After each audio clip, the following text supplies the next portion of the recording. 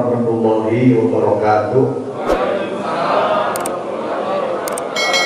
Alhamdulillah wassalatu wassalamu ala Rasulillah wa ala alihi wa sahbihi wa mawala wa ba'd. Jazakallahu anna sayyidina Muhammad sallallahu alaihi wasallam wa ahluh.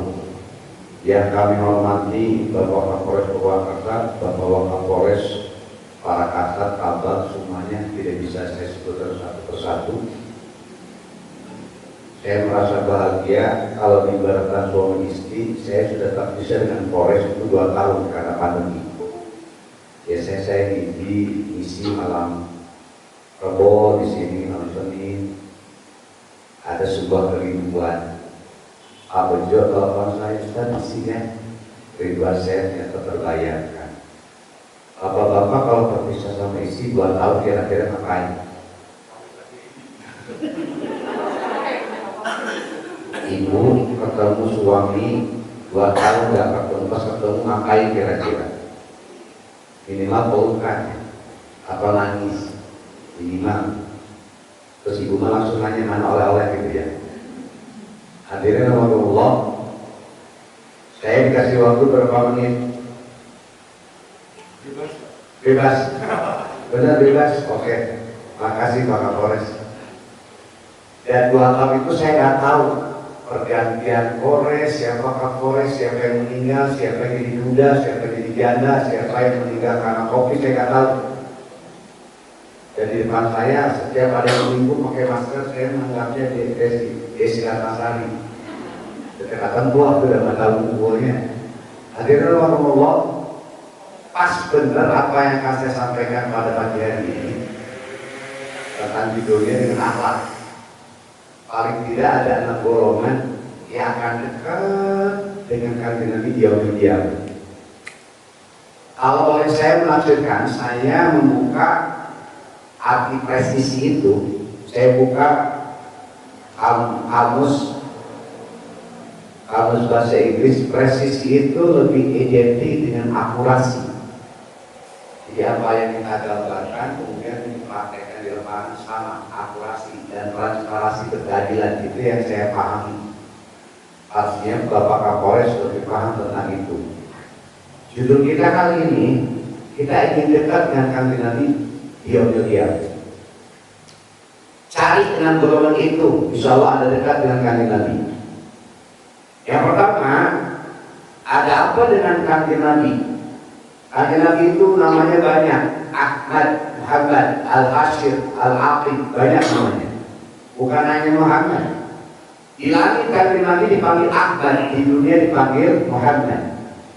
Di dalam Al-Quran ada Ahmad 1 kali dan Muhammad 4 kali. Dan hebatnya lagi, kalau ada orang yang kebaikannya hanya kepada satu makhluk, itu namanya Mahmud. Namanya wa ma Muhammadun. Bukunya dengan sahabat. Hadirin, dan ada apa dengan tanggal 12 Rabiul Awal yang kita teliti? Siang hari ada berapa jam, Bu? 12. Malam hari 12. Dalam 1 tahun ada berapa bulan? 12. Dan ternyata luas kota Mekah itu 12.000 km persegi. Dan kode area Mekah 012. Tulisan La ilaha illallah itu ternyata 12 huruf. Muhammad Rasulullah 12 huruf. 4 sahabat Abu Bakar As-Siddiq 12 huruf.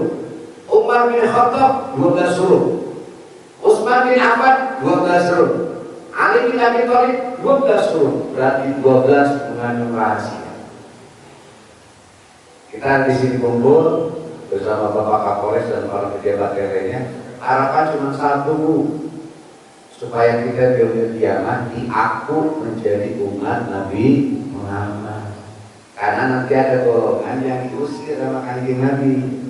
Sholatnya banyak, puasanya banyak, sholat banyak, tapi diusir. Siapa mereka? Kata Rasulullah, mereka yang suka merubah-rubah ajaranku. Pak, maaf, sekarang ada sholat yang aneh begini, Pak. Saya lihat dan saya pernah lihat sendiri. Allahu Akbar.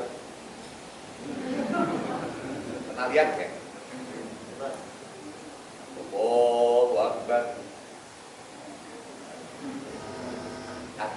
saya nggak tahu ajaran apa itu. Dan imam apa saya nggak tahu. Bahkan ada mazhab, ada orang yang sholat yang sujudnya nakuban apa ya? Nakuban apa bahasa Indonesia? Kan kurang tiarap ya. Jadi pas sujudnya kan tiarap itu sudah merubah ajaran kanjeng Nabi Muhammad SAW. Kalau sholat ya ikuti imam lah. Insya Allah di Asifat tidak terjadi perubahan gerakan sholat. Di daerah-daerah lain sudah terjadi perubahan gerakan sholat. Hadirin, langsung kepada inti ada 6 golongan yang dekat. Contoh ini dia kalau di masyarakat, kalau kita dekat dengan RW minimal kalau bikin KTP cepat. Kalau bikin kakak cepat. Nah sekarang kita dekat dengan kanjeng Nabi, kebayang nggak? Dia Masya Allah. Siapakah mereka yang dekat dengan kanjeng Nabi? Yang pertama, yang paling baik akhlaknya.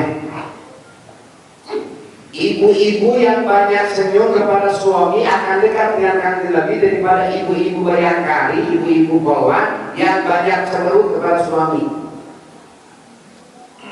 Jujur bu, ibu banyak senyum, banyak cemberut apa datar? Senyum enggak, cemberut enggak.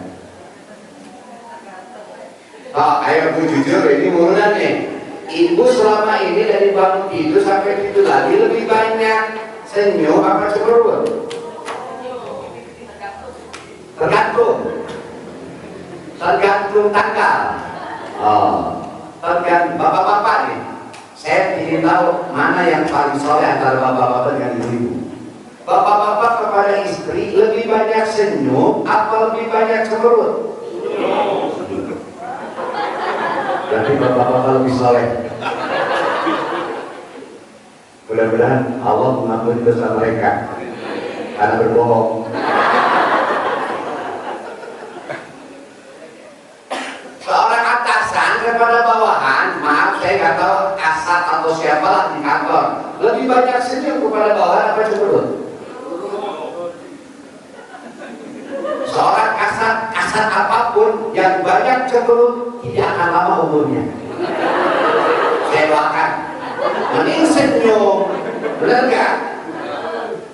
Kayak kasat lantas ceritanya. Saya nggak tahu kasatnya siapa. Atau kasat firmas, nggak tahu lah pokoknya ya. Saya udah lama 2 tahun nggak ketemu sama Polres, jadi lupa istilah-istilah itu. Ada kasat lantas.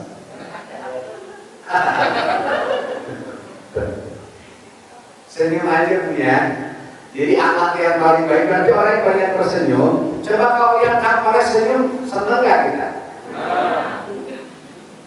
Yang Kapolres cenderung seneng nggak? Tuh, jujur anak orang enggak. Udah bareng-bareng sih. Coba kalau yang Kapolres pagi-pagi udah begini.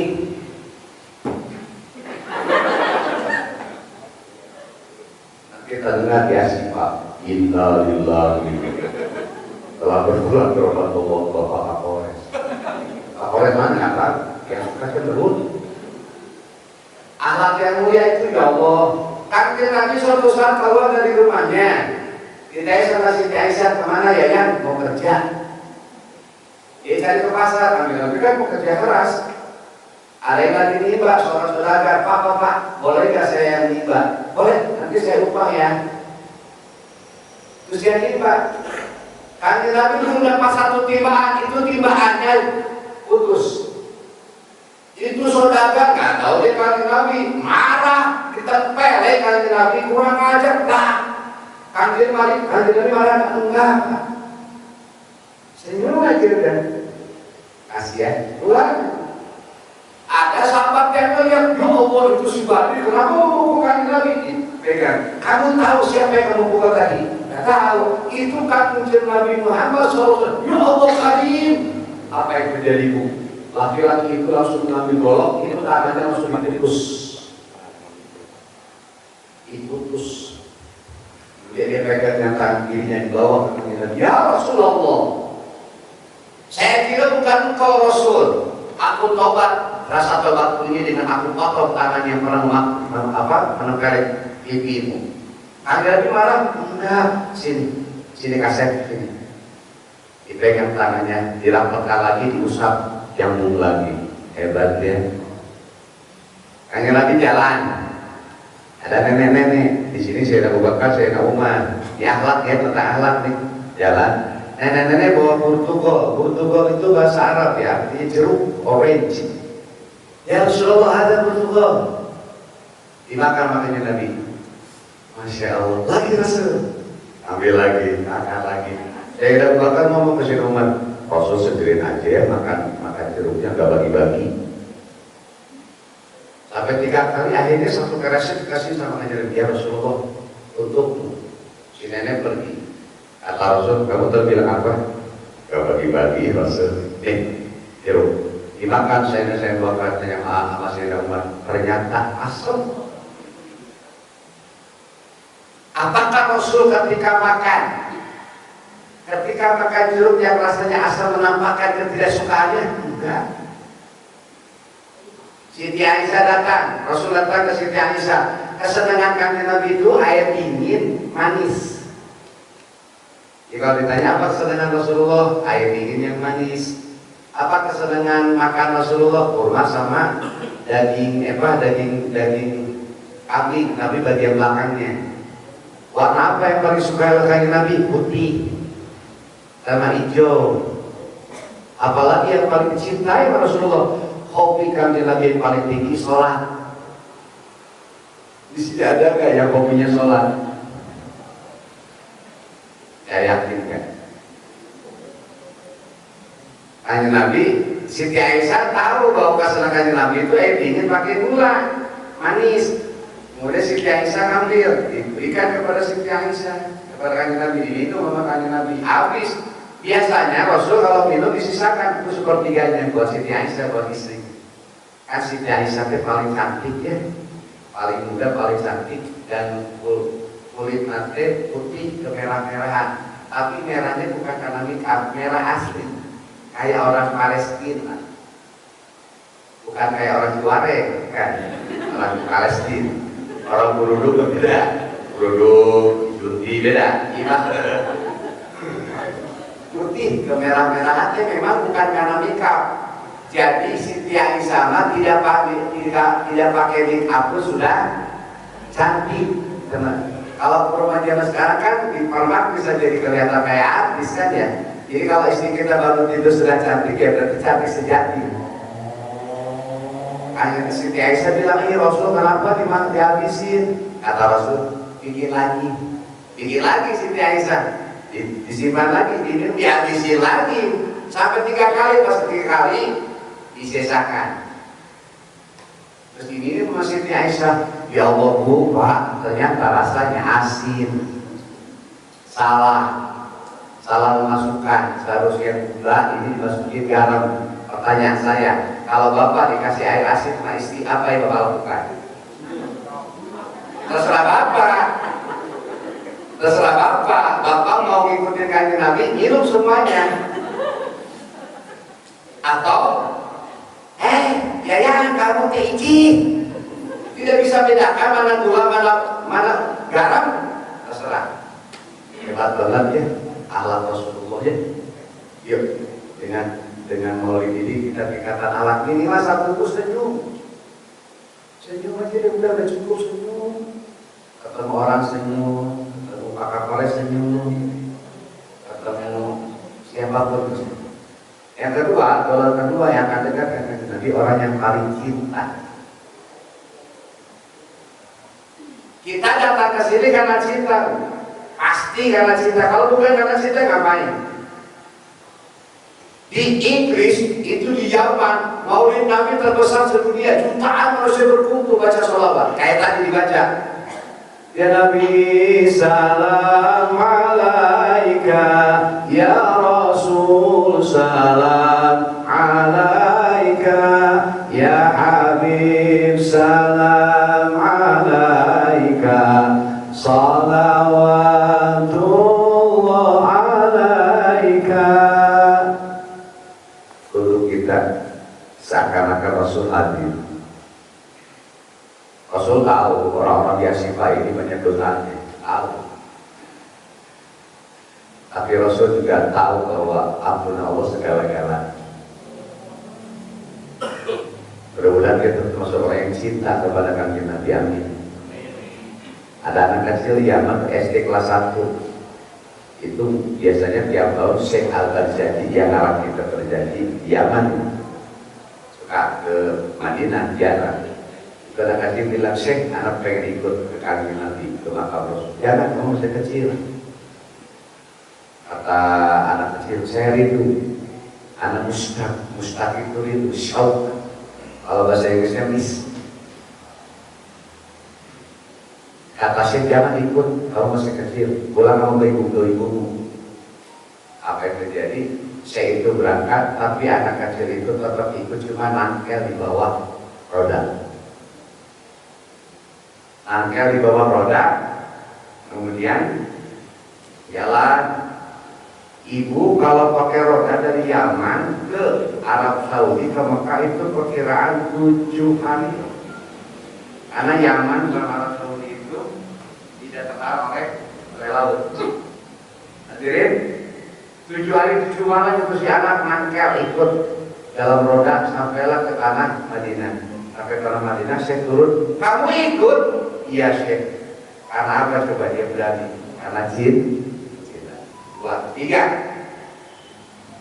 Karena orang yang akan dekat dengan Kanjeng Nabi yang kiamat. Yang ketiga adalah pedagang yang jujur. Siapapun Anda yang menjadi pedagang adalah pedagang yang jujur. Pasar Rebo, pasar Senen, di pasar manapun lah. Yang keberapa Bu? Yang keempat. Yang keempat itu orang yang banyak sujud. Ustaz, apakah orang yang banyak sujud itu yang jidatnya hitam? Ya juga. Gak mesti hitamnya. Kalaupun tidak hitam bukan berarti tidak banyak sujud.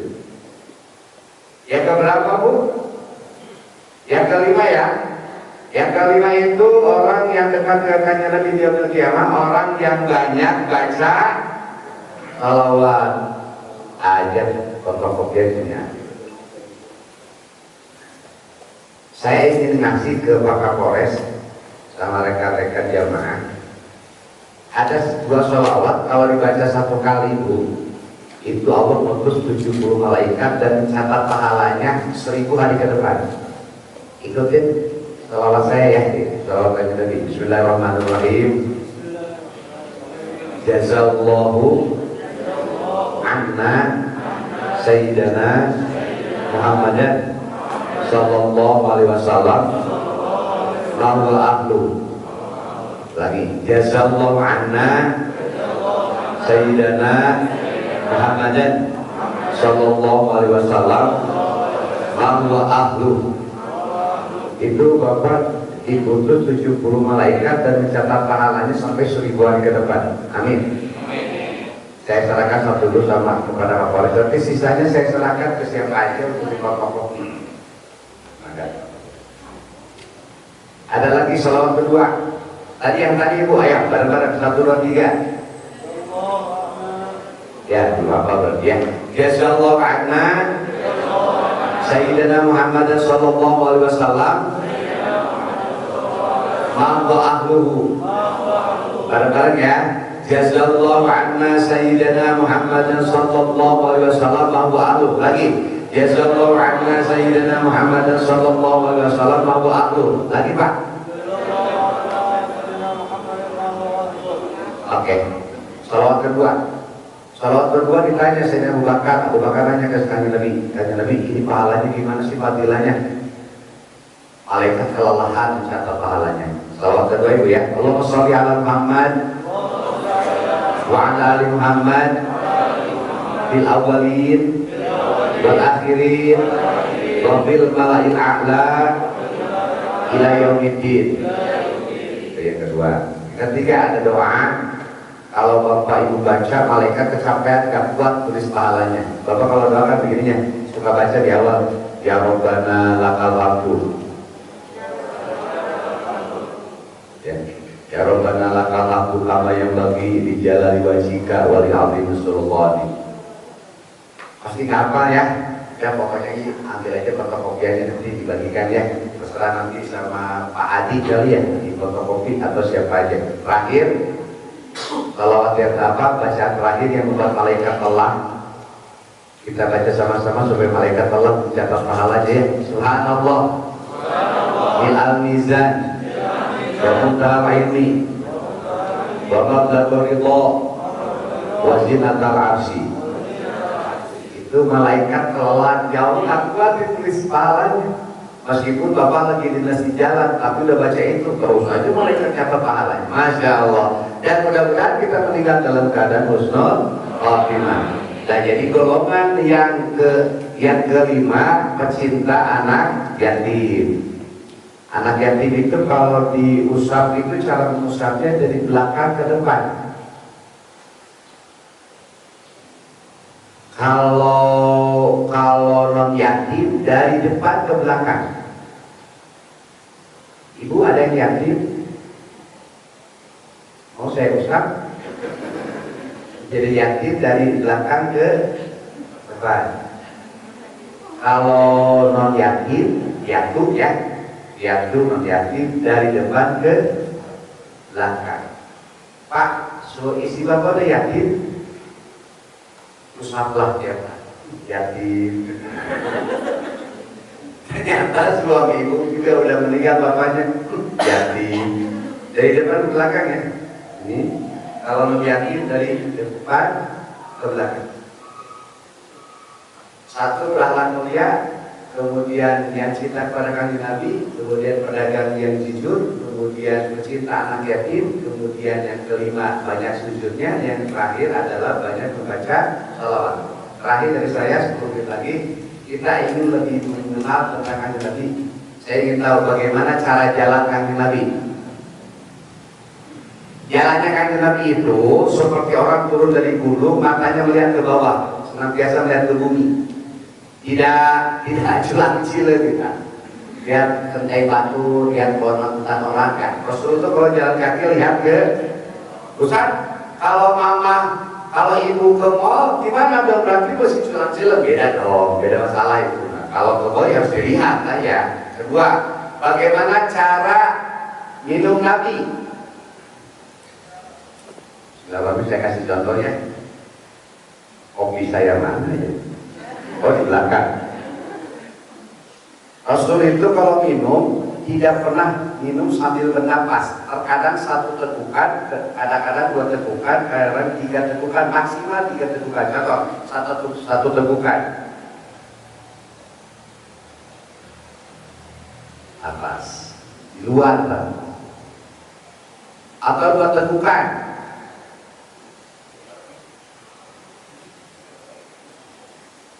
Napas. Maksimal berapa? 3.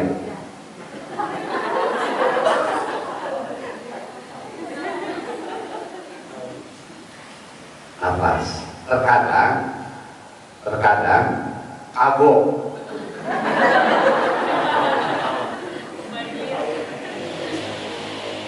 Saya setiap kali mempraktekkan ini suka ada komentar, kamu haus, weh. Emang kenapa kalau saya haus? Ini kan buat saya. Bapak polisi habis dinas di pasar lantas atur perjalanan, pas ke rumah haus, ambil teh kotak atau teh botol, itu ada yang itu sampai 1 tegukan sambil nafas ada nggak? Orang yang melakukan itu apalagi sambil bernapas ketika minum itu akan terkena penyakit ginjal, ginjalnya akan rusak. Pelan-pelan aja kayak tadi.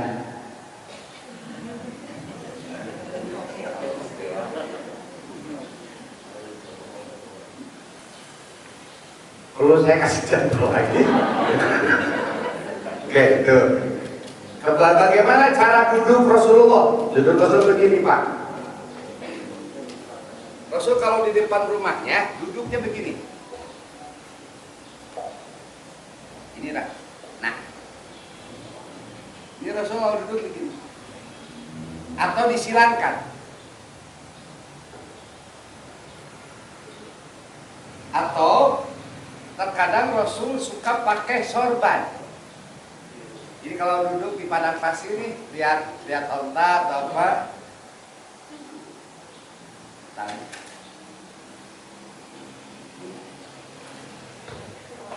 Enakan loh. Sok cobaan nih. Ini duduk Rasul. Ini ngalamun. Tapi Rasul gak pernah ngalamun. Rasul mah cari inspirasi, mikirin umat. Pak Kapolres di belakang rumah santai habis isya, asik kan? Datang istrinya sama lagi duduk goyang, asik. Pak, utang lunas. Ikhtibar namanya, Bu. Jadi seperti ada dinding kan tuh. Coba praktekkan. Bagaimana cara makan Rasul? Cara makan Rasul, kaki diangkat satu. Nah, ini Rasul. Dengan makan 3 jari. Kalau korma maksudnya ya. Kalau Rasul makan korma dengan 3 jari. Tapi kalau sayur hasil pakai pendamin, itu pakai eta, sebab nggak bisa kalau sayur hasil mah. Maharap lihatlah.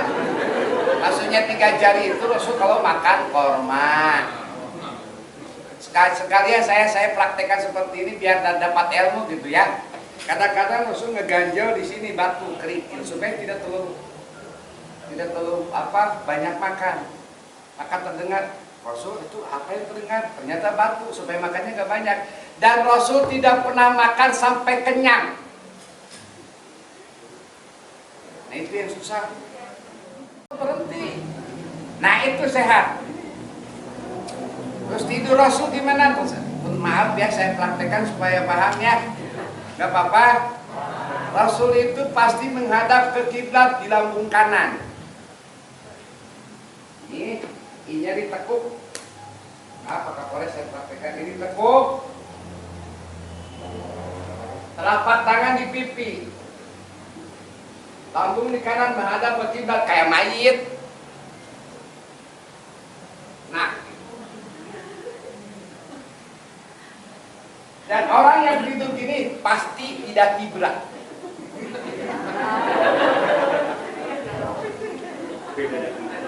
Beda yang tidurnya apa? Kalau bahasa Sunda mah nangkuban. Ciri orang ahli neraka, Rasul pernah membangunkan orang yang tidur sambil nangkuban dengan panggilan wahai ahli neraka.